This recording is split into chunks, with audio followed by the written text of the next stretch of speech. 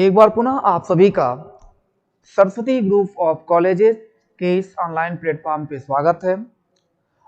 और हम लोग आज पुनः उपस्थित हैं अपने बीए द्वितीय सेमेस्टर का जो सिलेबस है, जिसका हम लोगों ने पिछले टर्म पे चर्चा किया था, उसी को आज चैप्टर बाय चैप्टर हम लोग स्टडी करेंगे।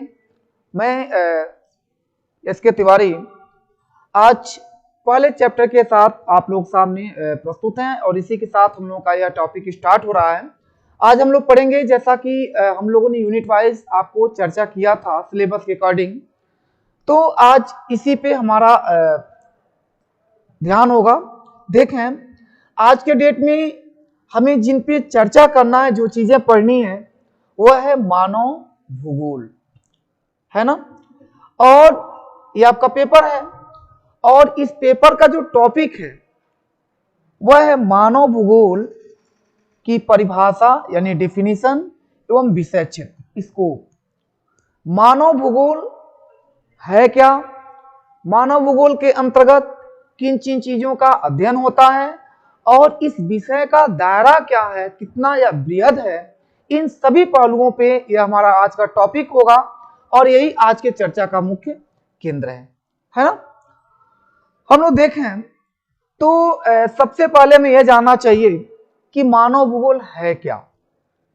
जैसा कि हम लोग पहले इससे पहले फर्स्ट सेमेस्टर में स्टडी किए थे भौतिक भूगोल, उसी प्रकार से मानव भूगोल के बारे में हम जानेंगे कि है क्या और इसमें क्या क्या चीजों का अध्ययन है ना। तो सामान्य तरीके से आप जानें कि मानव भूगोल भौतिक भूगोल का एक प्रमुख शाखा है। भूगोल का एक प्रमुख शाखा है। भूगोल की दो शाखाएं हैं, एक आपका पहला है भौतिक भूगोल और दूसरा जो प्रमुख शाखा है बच्चों, वह आपका है मानव भूगोल। ठीक, तो भूगोल विषय की यह सबसे प्रमुख शाखा है और इसके अंतर्गत मानव जो क्रिया करता है, मानव जो कार्य करता है, जिन जिन चीजों का निर्माण करता है, या मानव के द्वारा होने वाले सभी कार्यों को या क्रियाकलापों को हम लोग इसमें सम्मिलित करते हैं, है ना। यानी इस विषय का जो मूल केंद्र है वह क्या है, मानव। क्या है, मानव। मानव को ही मूल केंद्र में मान करके इसका अध्ययन किया जाता है और अपने संपूर्ण जीवन काल में प्रारंभिक अवस्था से लेकर के अंतिम अवस्था तक मानव जिन जिन कार्यों को करता है, वे सभी कार्य, वे सभी भूदृश्य उसके इस विषय के अध्ययन क्षेत्र है या इसका अध्ययन इसमें सम्मिलित है ना। हालांकि प्रारंभिक दिनों में बच्चों इसका बहुत ज्यादा विकास नहीं हुआ था, लेकिन एक विद्वान है, उनका नाम है लुसियन फेब्रे। लुसियन फेब्रे हैं और उन्होंने बताया था कि मानव वातावरण की उपज मात्र ही नहीं बल्कि वह एक भौगोलिक अभिकर्ता है। अब यहीं से प्रारंभ होता है इस विषय पर चिंतन। वो बताते हैं लुसियन फेब्रे साहब कि मानव जो वातावरण में रहता है, जिस क्षेत्र में रहता है, तो मात्र वातावरण में केवल रहता ही नहीं है बल्कि उस भौगोलिक वातावरण का एक वह अभिकर्ता भी है ना। ऐसा लुसियन फेब्रे साहब का अपना निजीगत विचार था और यहीं से इस विषय का एक तरह से कहें तो एक नई दिशा मिलती है, लोगों का ध्यान आकर्षित होता है इस विषय के प्रति, है ना। अब हम लोग थोड़ा सा इसकी परिभाषाओं पे चर्चा कर लें कि मानव भूगोल की परिभाषा क्या है। अर्थ को हम लोगों ने जान लिया, सामान्य तरीके से अर्थ जान लेंगे। आप फिर से जान लें कि मानव इस विषय का मुख्य अध्ययन केंद्र है, उसके क्रियाकलाप ही इस विषय के अध्ययन केंद्र है, उसके द्वारा निर्मित होने वाली भूदृश्य इस विषय के अध्ययन केंद्र है ना। यानी कि के सेंटर में इसमें टोटल मानव। अब आप देखें तो विभिन्न विद्वानों ने इसको अपने अपने आधार, अपने अपने अनुसार परिभाषित करने का कार्य किया है, जिसमें आते हैं सबसे पहले रेतजल। फ्रेडरिक रेतजल या जर्मनी के भूगोलवेत्ता हैं, विद्वान हैं और ये भी आप जान लें, इनके परिभाषा को जानने से पहले, जिसकी अभी हम लोग चर्चा भी करेंगे, यह पहले ऐसे विद्वान थे जिन्होंने एंथ्रोपोजोग्राफी यानी मानव भूगोल नामक पुस्तक को लिखने का कार्य किया था। एंथ्रोपोजोग्राफी,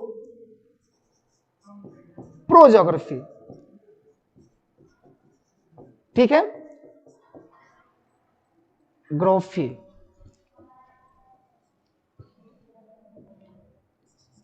एंथ्रोपोजोग्राफी यानी इसका तात्पर्य होता है मानव भूगोल। और यहीं से इस विषय का एक विस्तृत स्वरूप लोगों के सामने आता है और लोगों का ध्यान आकर्षित किया जाता है और इस विषय का चिंतन फलक भी व्यापक पैमाने पर बढ़ता चला जाता है। अब वह रेतजल महोदय कहते हैं कि भूगोल के दृश्य सर्वत्र वातावरण से क्या है, संबद्ध है, जो भौतिक दशाओं का योग होता है। रेतजल चूंकि यह एक नियतवादी भूगोलवेत्ता हैं, इनमें जर्मनी में जितने भूगोलवेत्ता हुए उसमें से अधिकांश लोगों ने प्रकृति को ही श्रेष्ठ माना है। प्रकृति और प्राकृतिक वातावरण को इन लोगों ने श्रेष्ठ बताया है। तो इनके भी जो परिभाषा है उसमें प्राकृतिक वातावरण का ही सर्वाधिक उल्लेख आपको देखने को मिलेगा।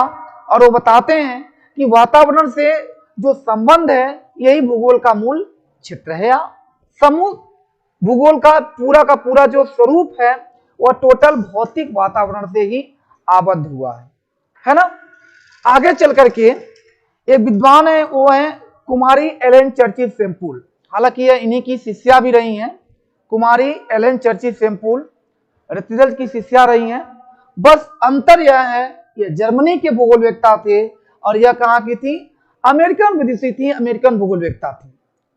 चूंकि जब रेतजल की शिष्या थी तो उनके ऊपर रेतजल के अध्ययन का या उनके ज्ञान का प्रभाव पड़ेगा। तो उन्होंने जो परिभाषा दिया है, उनकी परिभाषा में भी बच्चों आपको मानव केंद्र में तो दिखेगा, लेकिन उसके ऊपर जो प्राकृतिक वातावरण का प्रभाव है वह ज्यादा दिखाई आपको देगा। अभी परिभाषा में देख लें, वो बताते हैं कि क्रियाशील मानव एवं गतिशील पृथ्वी के परिवर्तनशील संबंधों का अध्ययन ही मानव भूगोल है। ये चर्चिल सेम्पुल कहती है मानव क्या है, क्रियाशील है, और पृथ्वी भी क्या है, गतिशील है।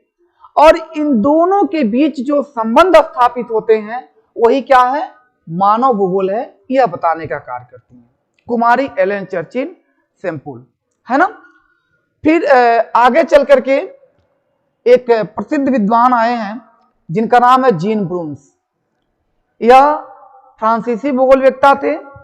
और यह आपको जानना चाहिए बच्चों कि जीन ब्रून्स और विडाल डी ला ब्लास, यह दो ऐसे फ्रांसीसी भूगोलवेत्ता हैं जिन्होंने बहुत बड़े पैमाने पर मानव भूगोल के क्षेत्र में कार्य करने का कार्य किया है। जीन ब्रून्स अपने आधार पर मानव भूगोल को परिभाषित करते हैं और वो बताते हैं कि मानव भूगोल उन सभी तथ्यों का अध्ययन है जो मानव के क्रियाकलापों से प्रभावित होता है और जो हमारे ग्रह के धरातल पर घटित होने वाली घटनाओं से छांटकर एक विशेष श्रेणी में रखे जा सकते हैं, है ना। चूंकि यह एक ऐसे भूगोलवेत्ता थे जिन्होंने मानव को श्रेष्ठ कर बताया, जबकि इससे पहले आपने जो रेतजल को पढ़ा, जो आपने कुमारी एलेन चर्चिल सेम्पुल को पढ़ा, इन दोनों के जो मूल हैं वह आपके प्रकृति में है। लेकिन जीन ब्रून्स बताते हैं कि मानव उन सभी तथ्यों का, मानव भूगोल उन सभी तथ्यों का अध्ययन करता है जो मानव के क्रियाकलापों से क्या होते हैं, प्रभावित होते हैं। यानी मानव अन्य चीजों को प्रभावित करने का कार्य करता है। यह पहला ऐसा प्रयास था जब किसी विद्वान के द्वारा किया गया, है ना।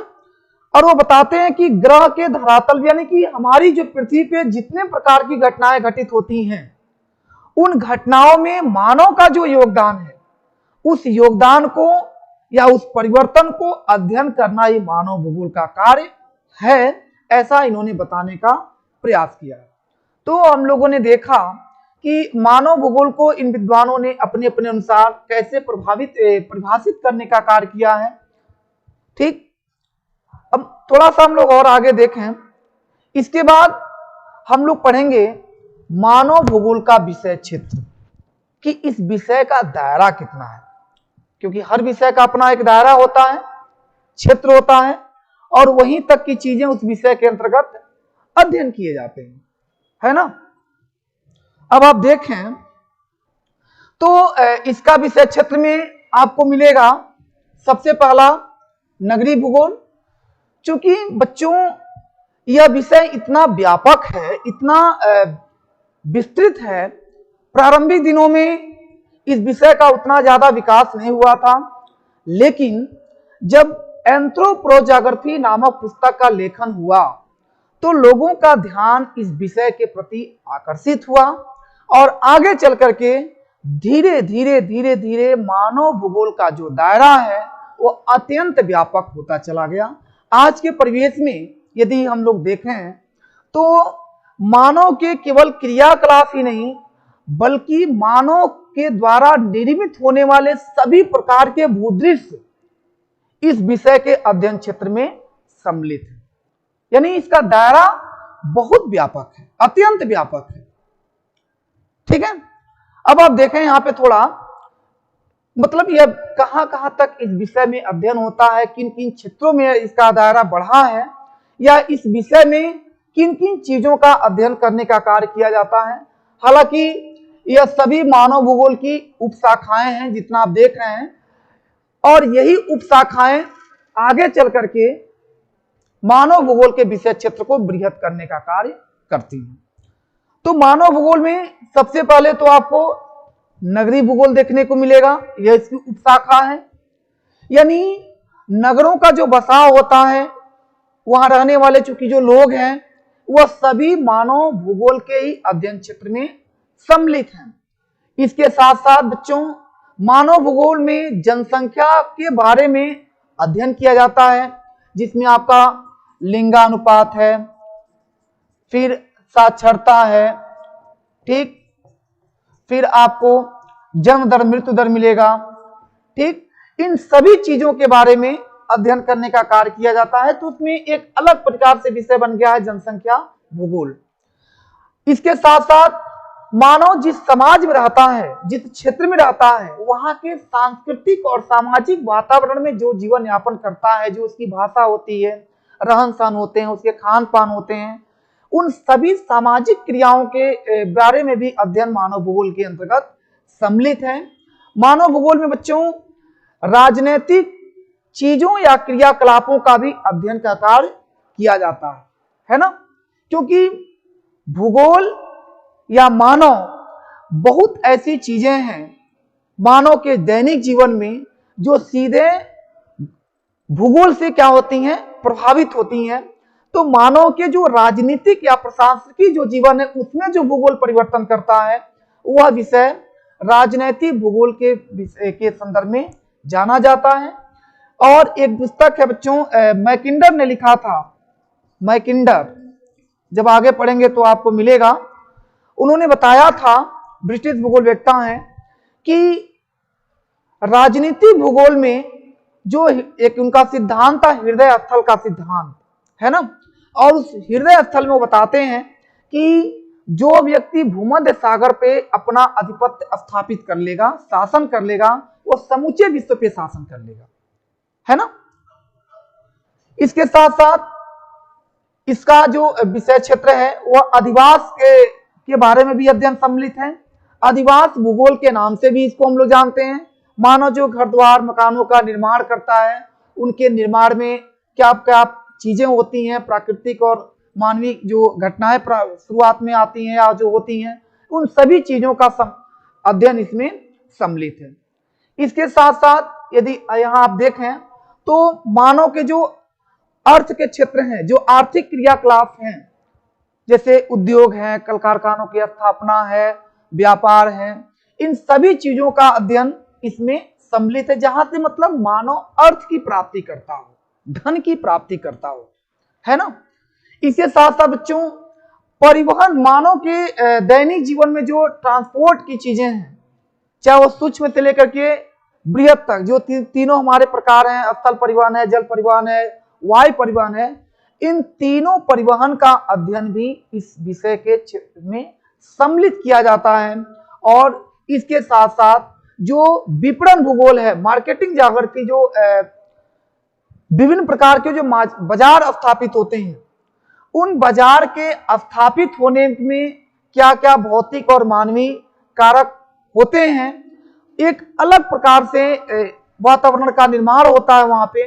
तो एक इसका जो दायरा है केवल यहीं तक सीमित न रह करके के मार्केटिंग तक भी बढ़ गया है। कुल मिलाकर के यदि हम देखें तो आज के परिवेश में मानव भूगोल का विषय क्षेत्र बहुत ही व्यापक हो गया है ना। तो हम लोगों का ये जो चैप्टर है, यहाँ पे मानव भूगोल का अर्थ, परिभाषा एवं विषय क्षेत्र बच्चों यहाँ पे समाप्त होता है। अगले टॉपिक में पुनः हम लोग आप लोगों के साथ मिलेंगे। तब तक आज के लिए, आज के क्लास में जुड़ने के लिए आप सभी को बहुत बहुत बधाई, धन्यवाद बच्चों, थैंक यू।